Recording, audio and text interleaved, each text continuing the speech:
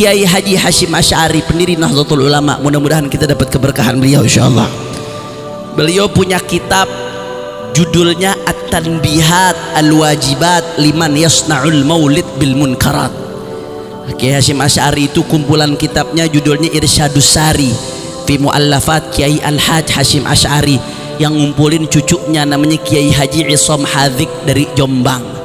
Nah, ada salah satu di antara kitab-kitab yang dimuat dalam Irsyadus Sari, ada risalahnya Kiai Hasyim Asy'ari yang berjudul Tanbihat Wajibat Liman Yasna'ul Maulid Bil Munkarat.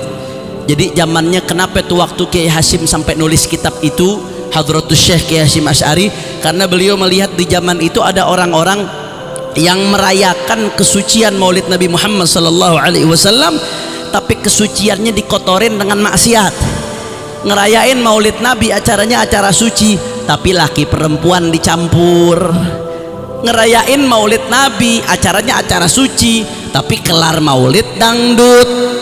Yang model begitu masih ada apa kagak? Di kampung-kampung banyak, saudara. Kiai Hasyim Asy'ari saking perhatiannya sama bab ini sampai nulis kitab khusus Tanbihat Wajibat Liman Yasna'ul Maulid Bil Munkarat. 10 peringatan dicantumkan, asyra tanbihat di dalam kitab tersebut. Saya nggak mau bahas satu persatu, terlalu panjang, saudara.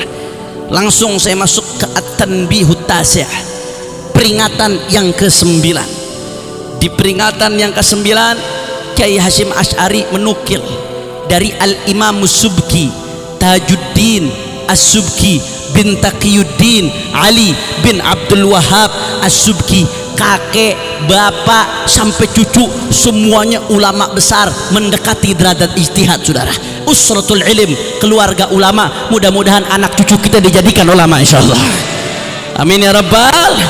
Al-Imam Tajuddin As-Subki di dalam kitabnya At-Tarsyih, beliau menukil bahwasanya pernah suatu saat Al-Imam Syafi'i di dalam kitabnya Al-Um, di antara nas-nas yang beliau sebutkan di Al-Um, beliau pernah mengutip satu hadis. Hadisnya masyhur, kita sering dengar tuh hadis tentang ada seorang perempuan berdarah biru yang melakukan tindak tanduk pidana, kemudian ingin dipotong tangan oleh Nabi. Banyak yang protes minta dispensasi. Akhirnya Nabi Muhammad marah. Nabi Muhammad mengatakan, innama ahlaka man kana qablakum, yang bikin rusak umat-umat sebelum kalian, hukum itu tajam ke bawah, tumpul ke atas. Sering dengar nggak hadis tentang itu, saudara? Masyhur. Terus Nabi bersumpah, wa imallah, lau anna Fatimah binti Muhammadin sarakat laqata'tu yadaha. Kata Nabi Muhammad, demi Allah, jangankan perempuan ini, andai kata yang nyuri putriku Fatimah, saya mau nanya, Sayyidina Fatimah mencuri mungkin atau tidak? Mustahil, saudara. Tidak mungkin. Hasyalah hadzalik. Tapi dijadiin contoh sama Nabi, liyakunal mithal ablagh, supaya contohnya tuh lebih matang lagi. Nabi sampai jadiin contoh, jangankan nih perempuan yang saya nggak tahu siapa, biar kata dia darah biru juga nggak ngaruh kalau depan hukum, kata Nabi. Andai kata putri saya yang mencuri, laqata'tu yadaha, kata Nabi Muhammad, akan aku potong tangannya. Ini hadis masyhur, saudara. Tapi Imam Syafi'i waktu ngutip hadis ini, beliau nggak mau nyebut kata-kata Fatimah, saudara. Imam Syafi'i merasa nggak enak, konteksnya kurang pas kalau dalam hadis ini nama Sayyidina Fatimah saya sebutkan.